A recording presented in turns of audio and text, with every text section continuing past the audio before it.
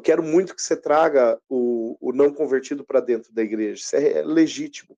Mas convide para a sua vida primeiro. Depois que você convidar para a sua vida, vai fazer sentido você chamar para a igreja. Os paroleiros, vambora, que hoje é dia de parola. Olá, nação paroleira, seja mais uma vez bem-vindo a mais uma roda de parola inédita, parola de número 213, mais uma dentro do tema Cartas da Prisão.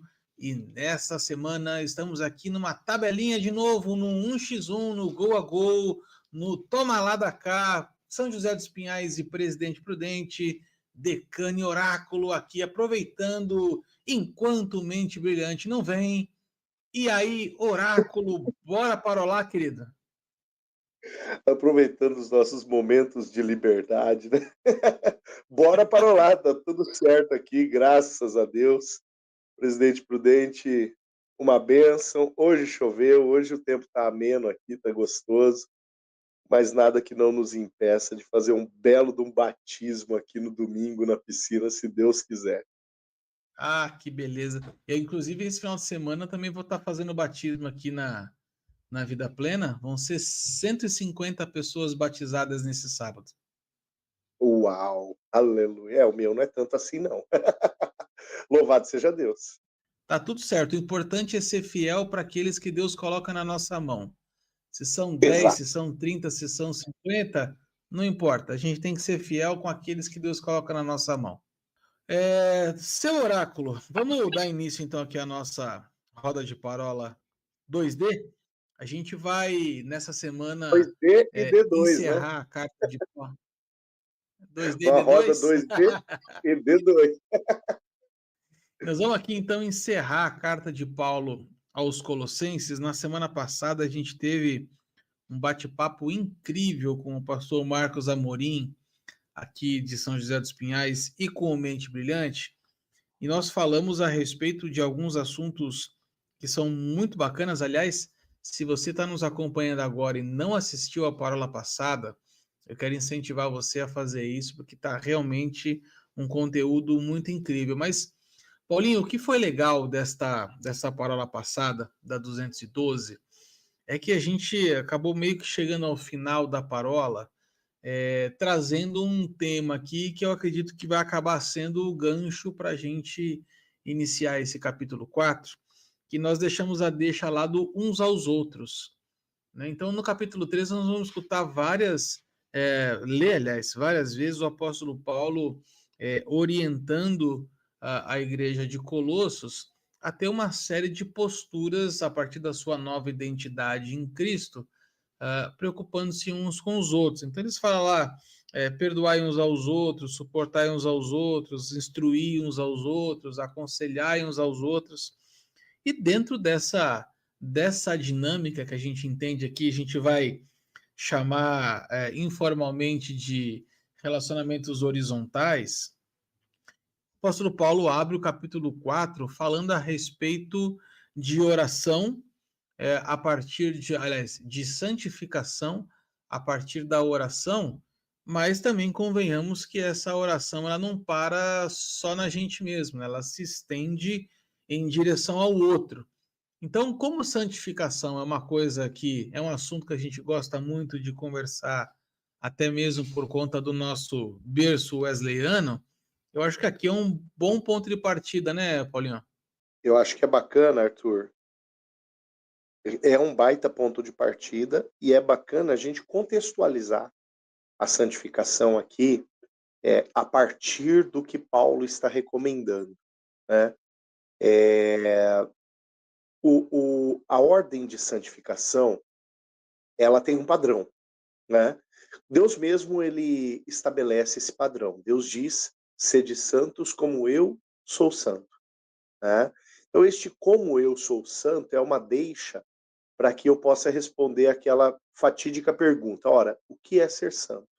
Porque o contexto de ser santo, ou o conceito, melhor dizendo, de ser santo, por parte de muita gente, quem sabe aponta para traços de conduta a partir, por exemplo, do seguinte pressuposto: fulano é bonzinho, então ele é santo. Fulano fez uma coisa muito boa, então ele é santo.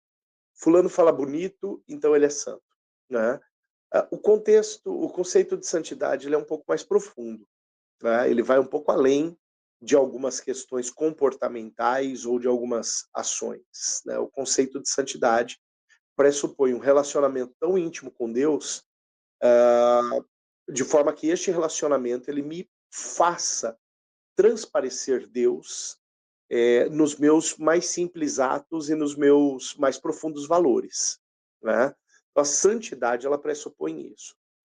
O quanto Deus é visto através da minha vida.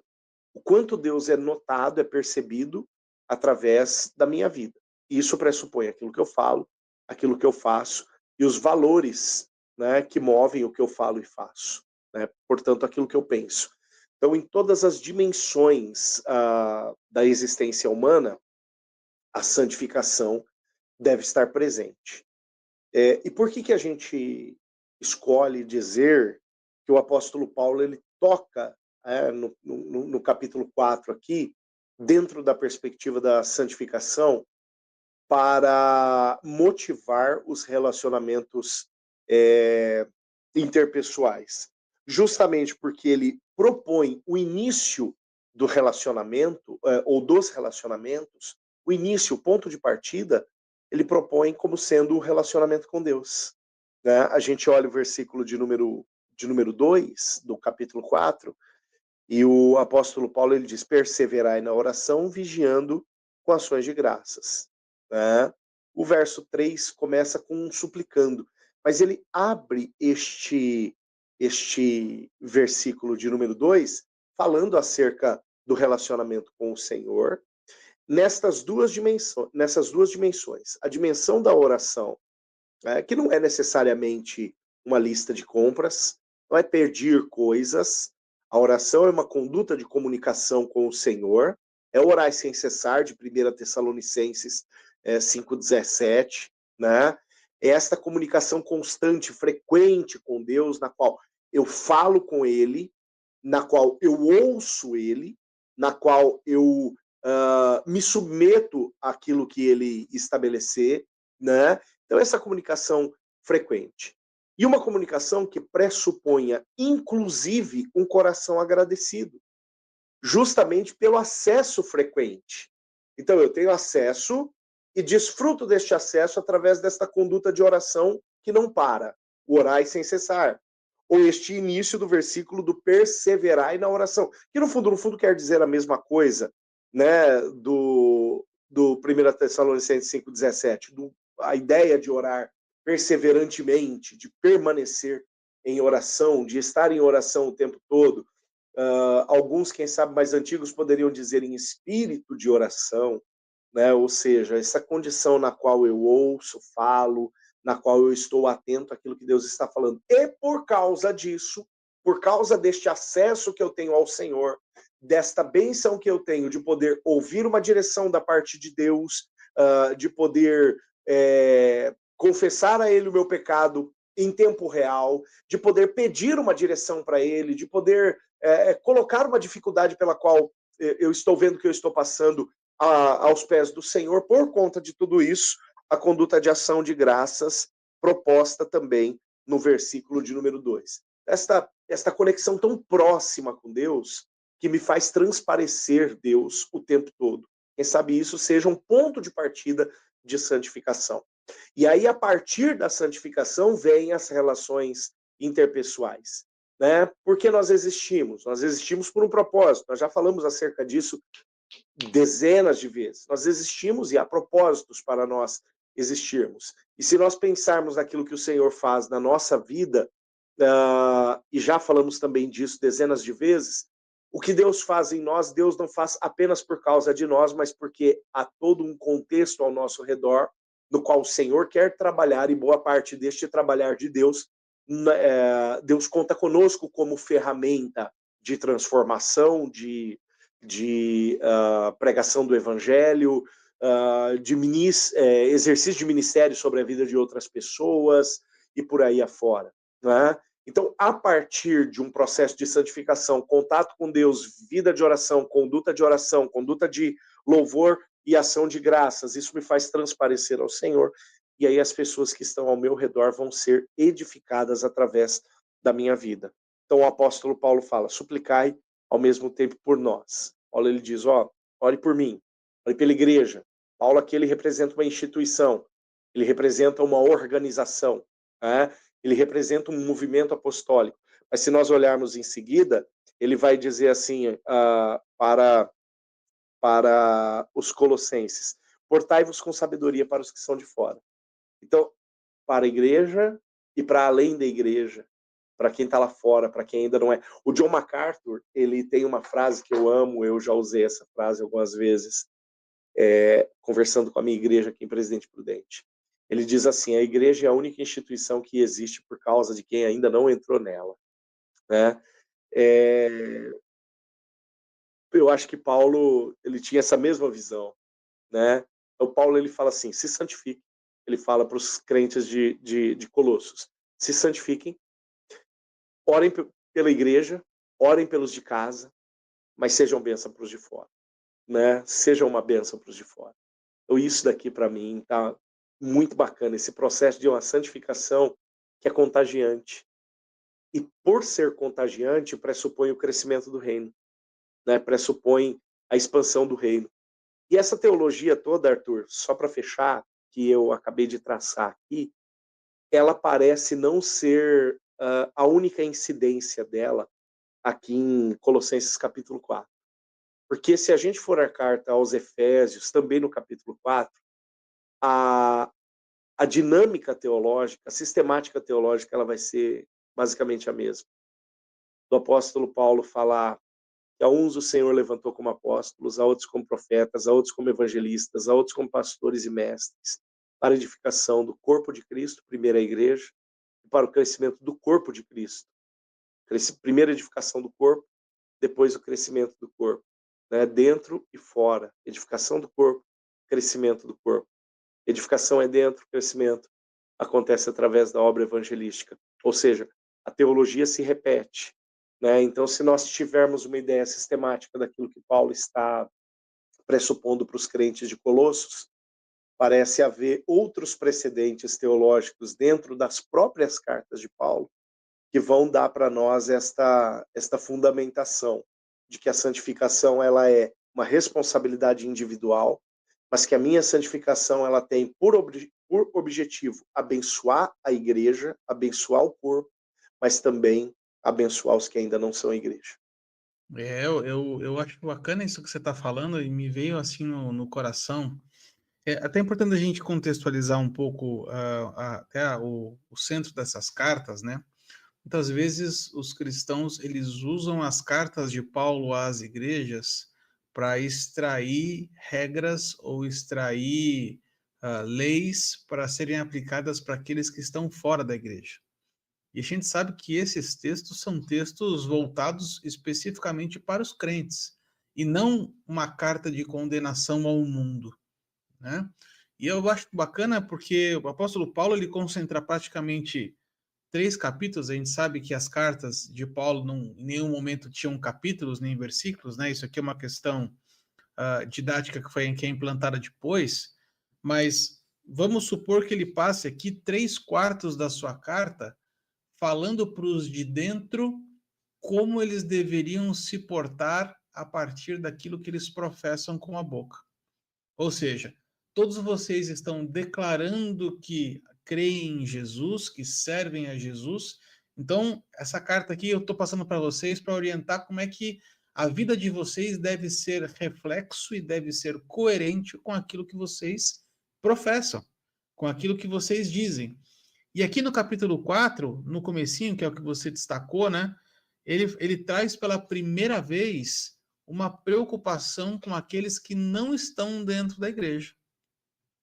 Ou seja, aquilo que você falou é fantástico, Paulinho, porque assim, me passa a sensação de que toda a preocupação de Paulo para aqueles que estão dentro da igreja de Colosso, na verdade, é um processo de preparação para alcançar aqueles que ainda não estão. Ou seja, Paulo está dizendo a seguinte coisa: olha, se atentem à sã doutrina, se atentem à centralidade de Cristo na fé de vocês, não permitam que o sincretismo, que outras ideologias erradas fora da centralidade de Cristo contamine a fé de vocês, exatamente para quê? Para que no momento oportuno haja uma oportunidade para que você possa testemunhar aos de fora a sua fé em Cristo.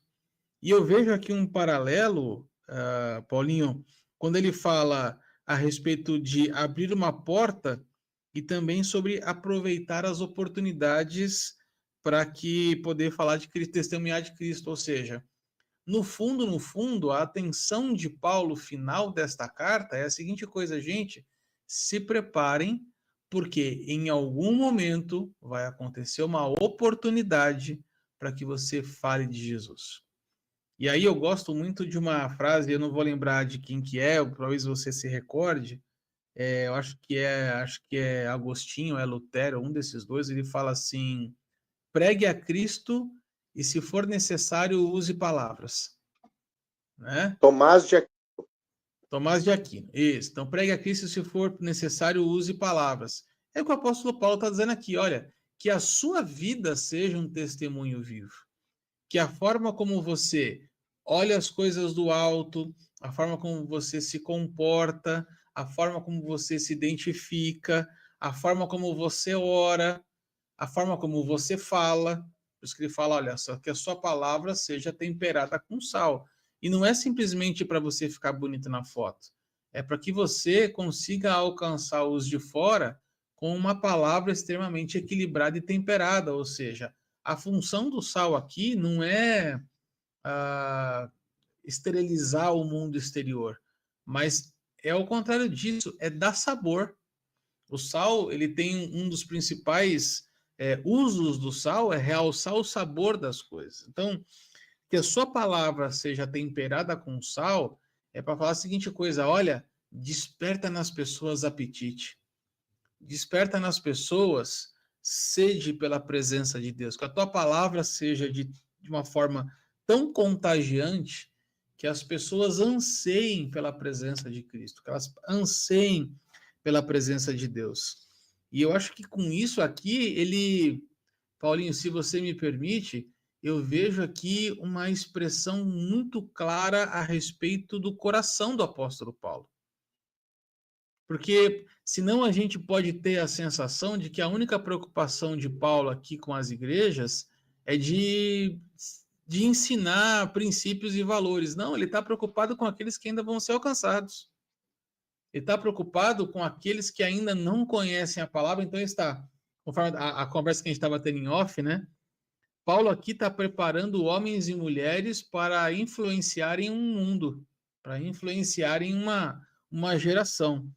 E esse ponto de partida necessariamente é a santificação, porque afinal de contas aqui a gente já falou lá nas primeiras parolas, né?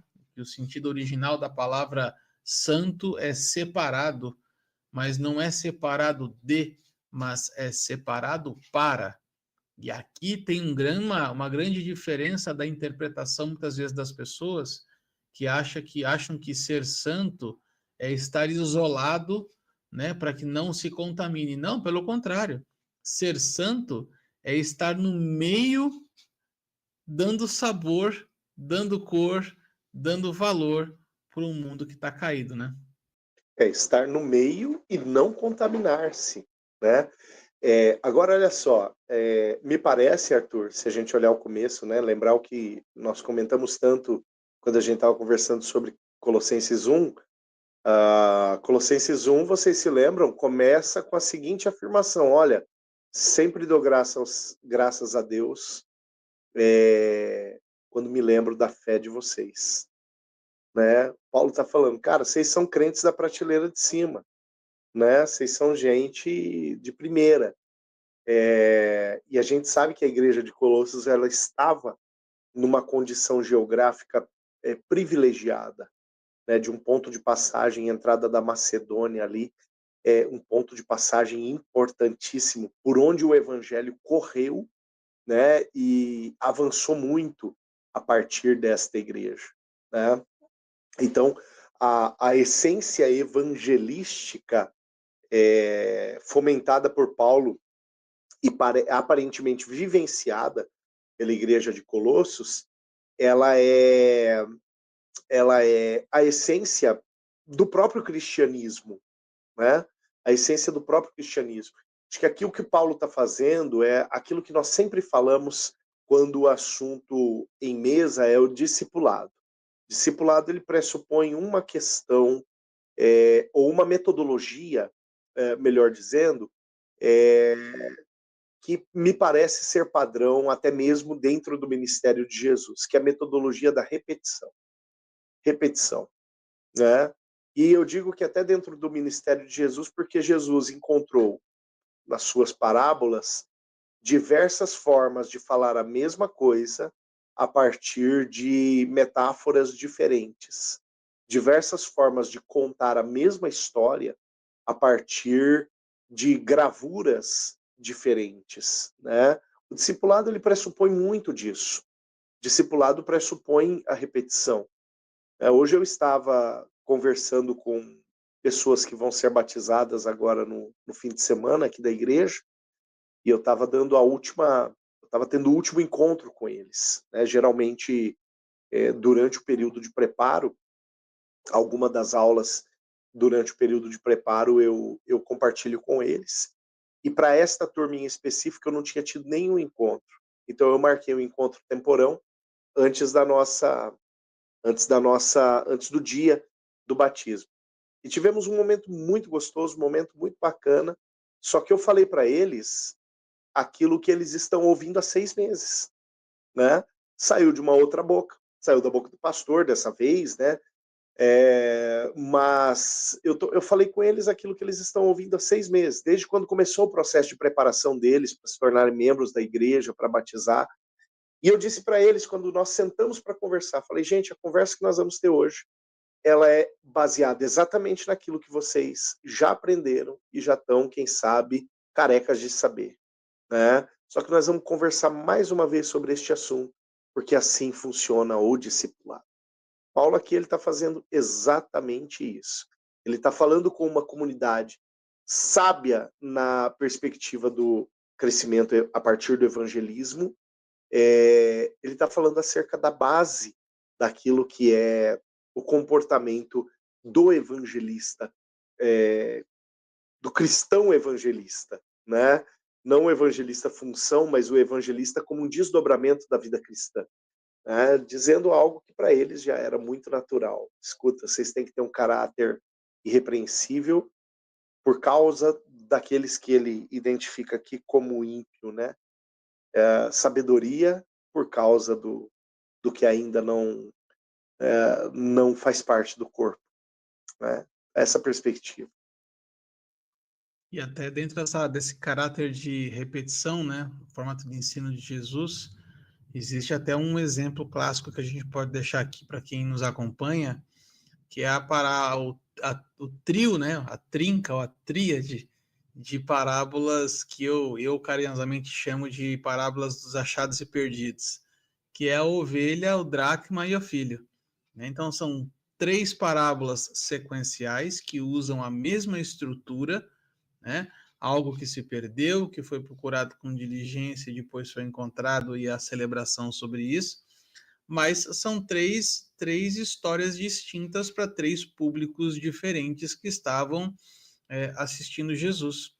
Então, ele usa o mesmo princípio, mas ele repete de 3 formas diferentes. E o próprio apóstolo Paulo, em uma das suas cartas, eu acho que é Filipenses, se eu não estou enganado, ele vai dizer assim, não me canso de dizer as mesmas coisas para vocês, porque isso é segurança para quem me ouve. Então, esse caráter de repetição, né, esse modelo de repetição, realmente é algo que ficou marcado. Eu acredito, Paulinho, que a gente pode avançar aqui no nosso capítulo 4 para o nosso segundo tema, que é o tema que eu gosto muito de conversar e falar sobre isso, e a gente quase que fez uma parola fora em off antes da gente começar a gravar falando sobre isso, que é essa parte final do capítulo 4 aqui, que vai do versículo 7 até o versículo 17, que é um trecho que se repete esse modelo também no final da carta de Paulo aos Romanos, que eu carinhosamente também chamo aqui de os anônimos da Bíblia, né? O que são esses anônimos da Bíblia? São pessoas que contribuíram de forma intencional e de forma fundamental no ministério de Paulo para que Paulo pudesse ter o êxito que ele teve. E eu falo isso quando ministro o Preleção, que é o meu curso de hombridade bíblica. Em certo momento eu falo exatamente sobre esses anônimos da Bíblia. Por quê? Porque muitos de nós, ou muitos daqueles que se achegam a uma igreja, a uma organização eclesial, acabam às vezes se encantando com algumas coisas que são aparentes dentro das igrejas e acham que ter valor é só aquilo que é aparente. Ou, por exemplo, então vamos dar exemplo aqui. Ah, não, é mais importante quem pega no microfone do que quem serve na recepção do templo, por exemplo. Ou é mais importante o ministério de altar do que o pessoal que limpa o banheiro da igreja, por exemplo, sendo voluntário. A gente sabe, né, depois que a maturidade nos ensina, que cada ministério, cada pessoa tem o seu lugar no corpo e que cada serviço que é prestado tem o seu valor. E se a gente tira essa pessoa deste lugar, talvez os que estão no outro vão ser igualmente afetados. O que eu quero dizer com isso? Né? Eu vou falar aqui, por exemplo, de Aristarco, que é um nome que eu sempre falo, brinco, porque escutamos pouquíssimo falar desse nome, mas ele é citado por Paulo. Se Aristarco não tivesse feito o que ele fez, talvez o ministério de Paulo não tivesse o mesmo êxito que ele que teve. Então é importante a gente entender que o reino de Deus é um reino de várias mãos, que a expansão do reino ela não pode ser feita de uma forma isolada. Ninguém consegue fazer isso de forma isolada. Então acho que aqui a gente consegue, a partir desses versículos, esses 10 versículos aqui, Paulinho, quem sabe pensar alguns nomes aqui, da gente contar um pouco dessas biografias e mostrar para quem está nos acompanhando, nos ouvindo e nos assistindo, que mesmo essas pessoas sendo citadas poucas vezes e que talvez poucos sermões na internet nós vamos escutar sobre alguns deles, mas tiveram um papel fundamental, né? É bem desse jeito, Arthur. E a ideia da igreja, ou da obra da igreja como uma obra de muitas mãos, ela, o tempo todo, ela aparece não só no Novo Testamento, mas ela aparece naquilo que é sombra de bens vindouros lá no Antigo Testamento. Né? Deixa eu fazer aqui um paralelo, acho que até para o nosso ouvinte, para o nosso espectador entender algo ou ampliar o entendimento dela sobre algo. Como pastor titular de uma igreja relevante, crescente, muitas vezes eu escuto algumas coisas que eu não posso deixar subir para o meu coração, né? Justamente para que elas não se tornem uma pedra de tropeço na minha vida. E aqui eu não estou me referindo à crítica, né? Aqui eu estou me referindo ao elogio. Porque o elogio, muitas vezes, ele é mais perigoso do que uma crítica mal interpretada. E, às vezes, o elogio, ele vem mesmo para transformar um coração simples em um coração soberbo, e a soberba, ela precede a ruína, como bem a gente sabe. Mas, às vezes, alguém fala, pastor, nossa, você conhece bastante Bíblia. E eu costumo dizer para minha turma o seguinte, claro, é o meu instrumento de exercício ministerial há quase 25 anos. A minha companheira há mais de 30 anos. Então, se eu não conhecesse, teria alguma coisa errada. Né? Teria alguma coisa errada. E outra, é o instrumento que eu me condicionei a partir do ministério e nas vertentes ministeriais, tanto pastoral quanto na área docente, é um instrumento que eu me comprometi a ensinar pessoas sobre ele. Estranho seria se eu não conhecesse. Estranho seria se o advogado não conhecesse as leis. Estranho seria se o profissional da área de marketing não conhecesse as boas estratégias de marketing. E por aí afora, né? Então, assim, é algo que eu não permito subir para o meu coração. Mas é gostoso, porque eu tenho uma sala de aula, isso na igreja, a gente chama de imersão na Bíblia, né? Imersão na Bíblia. E eu amo dar aula na imersão, porque na imersão eu tenho alunos que têm 30, 40 anos de convertidos, e eu tenho alunos que são recém-convertidos. E cada aula, cada momento de bate-papo é, é uma oficina de descobertas tão gostosas. E nós estávamos encerrando um módulo da imersão há 2 domingos atrás, e um desses novos convertidos, alguém que chegou há pouco tempo na igreja, me faz uma pergunta genial. Genial. Tá? Eu não vou entrar aqui no contexto, até para não esticar, mas ele me fez uma pergunta genial. Eu fiquei parado na pergunta do cara assim, ó. E aí um dos meus auxiliares nesta sala, né, eu tenho diversos professores auxiliares, e um dos meus professores auxiliares nesta sala falou: "Ih, o pastor Paulo travou", né? E aí todo mundo caiu na risada, e eu também caí na risada. Eu falei: "Não, eu tô travado na genialidade da pergunta, porque ela me levou a pensar por um ponto de vista que eu nunca havia pensado sobre esse determinado texto, né, sobre essa determinada passagem". E aí começamos a construir uma ideia ali, e eu ficava assim extremamente feliz, porque aquela pergunta havia me provocado, a pergunta do novo convertido, havia me provocado a pensar em algumas questões que eu nunca havia pensado a partir de uma passagem extremamente comum para mim, né? Então, a ideia da igreja, a partir desta perspectiva, né, sendo ela uma obra de muitas mãos, e sendo ela um ambiente de crescimento mútuo, de crescimento compartilhado, é fantástica. E o apóstolo Paulo, ele começa falando, ó, apóstolo Paulo, tá? Pensa aqui na prateleira de cima. Para quem está ouvindo no podcast, eu estou apontando para a prateleira de cima da minha prateleira de livros. O apóstolo Paulo, o cara da prateleira de cima, ele começa citando alguns nomes que aparentemente para nós seriam, quem sabe, insignificantes, né? Ou menos relevantes. Ele começa falando de um tal de Tíquico.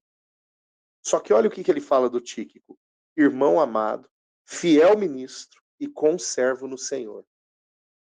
Meu, tem 3 aqui que eu não sei, se eu pudesse escolher um, eu não sei qual escolheria, né? Ser chamado pelo apóstolo Paulo de irmão amado, cara, isso é legal, né? Ser chamado pelo apóstolo do Paulo de fiel ministro, ô louco.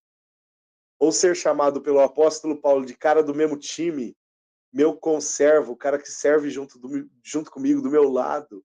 Tem um negócio, esse cara aqui esse cara é interessante, esse tal desse Tíquico, né? E logo em seguida a gente vai ler acerca de um Onésimo, ali no versículo 9, que Paulo fala acerca dele, ó. Envia o Onésimo, fiel e amado irmão que é do vosso meio.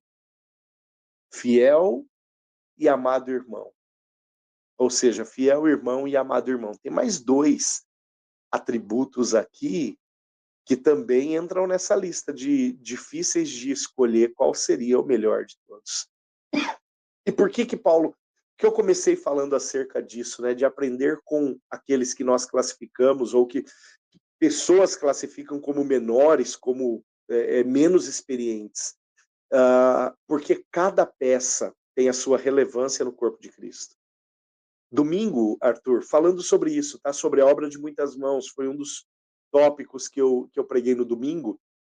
Eu citei Neemias capítulo 3 para ilustrar a minha mensagem, E falei de um amigo que montou um quebra-cabeça de 4.500 peças e faltava uma no quebra-cabeça dele. Só que faltando uma, perdeu. Ele enquadrou aquele quebra-cabeça, colocou na moldura de vidro e tinha um buraco no quebra-cabeça dele. Um buraco. E quando eu cheguei na casa desse amigo pela primeira vez, olhei aquele quebra-cabeça, eu falei, uau! Só que tinha um buraco. Eu falei, e aquele buraco? A partir do momento que eu vi o buraco, a minha atenção ficou voltada para o buraco e eu perdi a imagem do quebra-cabeça. Falei, e aquele buraco? Aí ele me contou que havia perdido a peça, veio sem, né? Não sei. Ele me contou a história dessa peça que foi perdida. E depois eu fui apreciar a imagem do quebra-cabeça, mas toda hora aquele buraco queria roubar a cena, né? Em Neemias capítulo 3, a gente tem uma imagem dessa. Neemias capítulo 3, a gente não precisa ler, o internauta pode ler depois, mas Neemias capítulo 3 diz respeito à obra de reconstrução do muro, e a palavra vai falar direitinho quem estava do lado de quem fazendo o quê. Cara, isso é igreja. Isso é igreja. E ali a gente tem diversos que são tratados pelo nome, em Neemias 3, só que a maioria avassaladora não é tratado pelo nome. Alguns são tratados pelos seus cargos, outros tratados pelas suas profissões, outros tratados pela sua família, outros tratados pelo seu ministério, né? Alguns são tratados pelo nome, mas a grande maioria não. Mas importa que todos estavam com as mãos ocupadas em uma mesma obra. A igreja é isso. E se a gente pega o finalzinho da carta aos Tessalonicenses, Paulo fala mais uma vez dessas pessoas que ocupam as suas mãos em uma mesma obra, na construção de um mesmo muro, em um ambiente que vai proteger uns aos outros. Inclusive, se você olhar para Neemias 3:5, a palavra fala dos nobres e dos tecoitas, que não se submeteram à obra motivada pelos seus senhores, né? Ou seja, até quem não estava trabalhando seria protegido por aquele muro, né? A igreja é assim, em algum momento alguém vira nobre de tecoíta e fala assim, não vou pôr a mão nisso. Mas ainda assim, se a igreja está funcionando, até o que não põe a mão está protegido. Não que o que não põe a mão esteja certo, mas até ele, no final das contas, acaba sendo protegido pela muralha. Você sabe que esses nomes que estão sendo citados aqui, eu estava relendo aqui alguns deles, e é natural que a gente acaba fazendo algumas pontes com outras cartas de Paulo, e tem uns nomes aqui que me saltaram ao coração, eu queria compartilhar contigo e quem nos acompanha. A partir do versículo 10, Paulo vai falar sobre Marcos, primo de Barnabé. Esse Marcos é o Marcos que, dentro do livro de Atos, causou a separação entre Paulo e Barnabé, que é o mesmo Marcos que na segunda carta a Timóteo, Paulo fala assim, escuta, manda ele de volta para mim, né, que ele ainda vai ser útil para o ministério. Ou seja, a gente vê um ciclo de pessoas que vão e que E o vêm. Marcos evangelista, é ele É eu mesmo, né? mesmo, o cara que se torna o escriba de Pedro. Você vê como é que são as coisas. Então, a gente vê... o que eu vejo com isso aqui, Paulinho? Que existem pessoas que vão nos acompanhar por um tempo maior, existem pessoas que vão nos acompanhar por uma estação, e tem pessoas que vão nos acompanhar por um momento. E isso não faz delas mais ou menos importantes, mas que em cada momento a contribuição dessas pessoas, nós precisamos estar atentos para poder absorver essas participações da nossa vida. Eu acredito que ninguém passa na nossa vida, Paulinho, de uma forma desapercebida ou ainda de uma forma, usar uma palavra talvez esdrúxula aqui, mas ninguém passa na nossa vida de uma forma inútil. Todo mundo que passa em algum momento da nossa jornada deixa alguma lição, deixa alguma ajuda, deixa algum exemplo. E aí eu uso aqui as palavras de um ancião, hoje ancião, mas um jovem senhor na nossa época de Água Fria, lá em 2003, 2004, que ele falava a seguinte coisa: todo mundo serve de exemplo. Alguns exemplos do que ser e outros exemplos do que não ser, né? E aí, outros nomes que eu vejo aqui, por exemplo, o próprio nome de Epáfras, né? Que é citado no começo do livro, provavelmente o fundador, né? O plantador dessa igreja de Colossos. Mas o nome que me chama a atenção aqui está lá no capítulo, no versículo 14, aliás, que ele fala: saúda-vos Lucas, né, que é o autor do Evangelho de Lucas e também do livro de Atos, mas em seguida ele fala de Demas, o mesmo Demas que lá na carta que ele manda a Timóteo fala assim: Demas me abandonou. Ou seja, reforça essa mensagem que existem pessoas que vão estar com a gente por um tempo e outros vão estar por uma estação, outros vão caminhar conosco, outros vão nos abandonar no meio do caminho. Mas acho que essa é a beleza da nossa jornada, né, Paulinho? É saber que ao longo da nossa vida, ao longo do nosso ministério, Deus vai colocar pessoas no nosso caminho para que de alguma forma a gente compartilhe a nossa vida, transborde a nossa vida, mas também receba alguma coisa da vida deles, né? O ambiente de relações interpessoais, Arthur, é, é o lugar de crescimento do cristianismo. Você pega Marcos 3,14, a palavra diz que Jesus chamou 12 para andar com ele, né? Jesus não chamou os 12 para dar aula para eles em uma escola apostólica, para ensinar a eles pela teoria como era ser apóstolo. Jesus não fez isso. Chamou os 12 para andar com ele, né? Jesus sabia bem onde gostaria de levá-los. Ele sabia muito bem qual era o propósito que ele tinha para aquela turma, qual era o destino que ele tinha preparado para aqueles 12.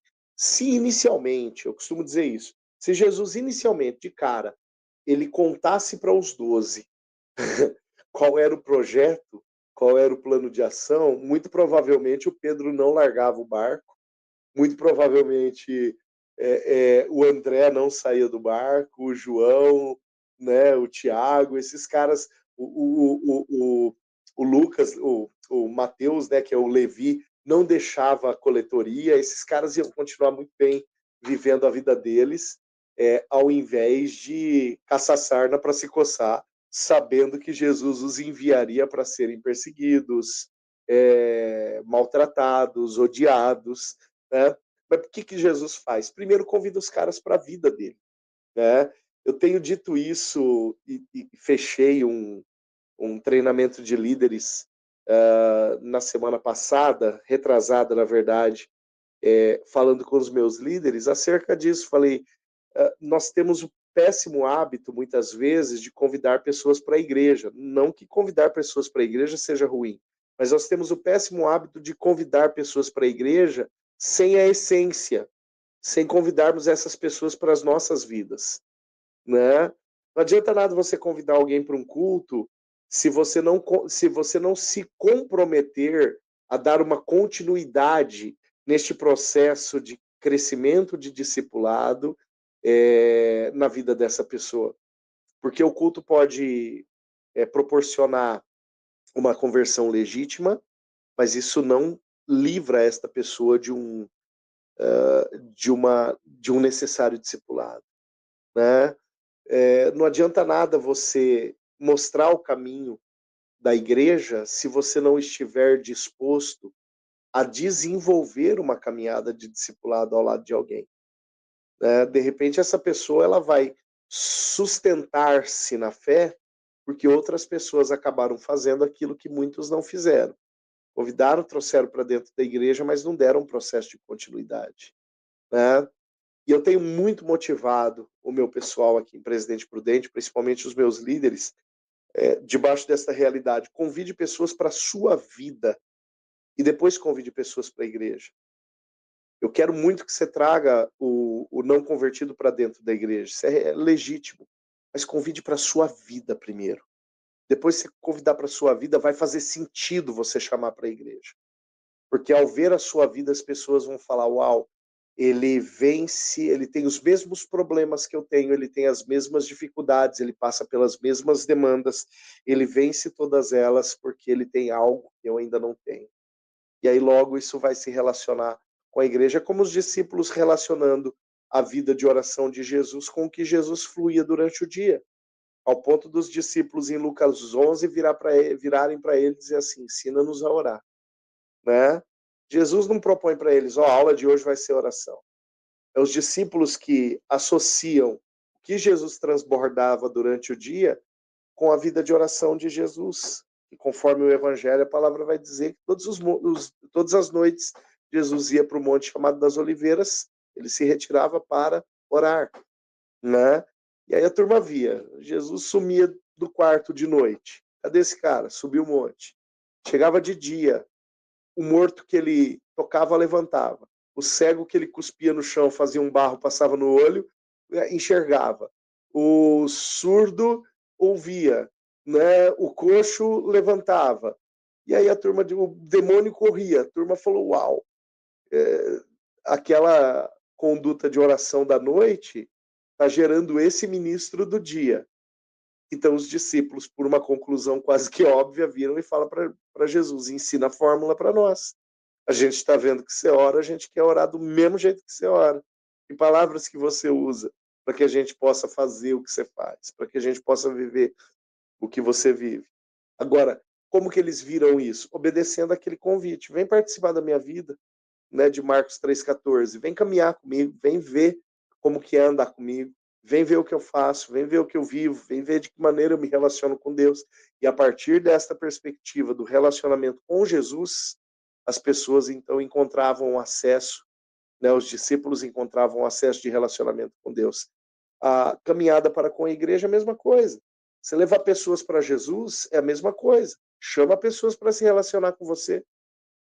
E se relacionando com você, as pessoas vão ver como você se relaciona com Jesus. As pessoas vão ver a participação que a tua igreja tem nisso, né? Vão ver a participação que o tempo de celebração, de adoração, de culto tem nisso. E aí faz muito mais sentido para elas serem despertadas pelo resultado da tua vida e do teu testemunho do que serem despertadas pelo teu convite. Vamos para a igreja. É bom convidar pessoas para ir para a igreja, mas faz sentido a partir do momento que elas veem o resultado na tua própria vida, no teu fluir. Até o testemunho que quando você falava, eu lembrei da nossa parola que nós gravamos com o pastor Renato Camargo, lá de Sorocaba, que, aliás, é a parola 199, e eu lembro que num determinado momento ele estava comentando que lá na igreja que ele pastoreia, o prédio não tem placa. E aí as pessoas questionavam ele, faziam, mas pastor, nós já estamos aqui no local, tudo, por que nós não vamos colocar uma placa? E o pastor Renato perguntou assim, mas por que vocês querem colocar uma placa aqui no templo? E as pessoas falaram assim, porque a gente quer que as pessoas que passem na frente saibam que aqui é uma igreja. E ele falou a seguinte coisa, para mim, vocês é que são a placa da igreja. Então, vão vocês e convidem as pessoas para conhecer Jesus. O prédio a gente vê depois, mas o mais importante é o testemunho que você carrega. Cara, isso ficou marcado no meu coração, assim, sabe? E agora você falando vai exatamente ao encontro dessa fala. Cara, que bate-papo legal. Fechamos hoje essa carta de Colossenses. Eu ia até comentar sobre Arquipo aqui, né? Que no penúltimo versículo, Paulo dá um puxão de orelha nele aqui. Mas vamos fazer o seguinte, cara. Eu sei que Arquipo, pelos comentários bíblicos aqui, Arquipo tem uma ponte lá com a carta de Filemon. Aliás, carta de Filemon, a última dentro desse tema Cartas da Prisão. Então, na semana que vem, nós vamos parolar sobre a carta de Paulo a Filemon e então encerrar esse tema Cartas na Prisão. Paulinho, obrigado mais uma vez pelo seu tempo, obrigado pela disposição.